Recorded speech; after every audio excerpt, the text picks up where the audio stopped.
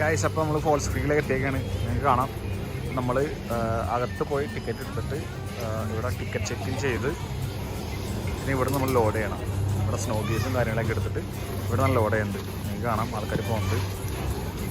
കണ്ടോ, ഇവിടെ ഇങ്ങനെ കയറി നമുക്ക് ഇങ്ങനെ ആ മലയുടെ മുകളിലോട്ട് കയറാം. ഇങ്ങനെ അവിടം വരെ പോയില്ല.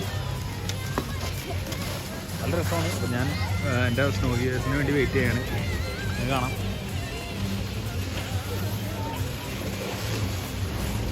കേട്ടോ. ക്ലിയർ ആണോ എന്ന് എനിക്കറിയില്ല.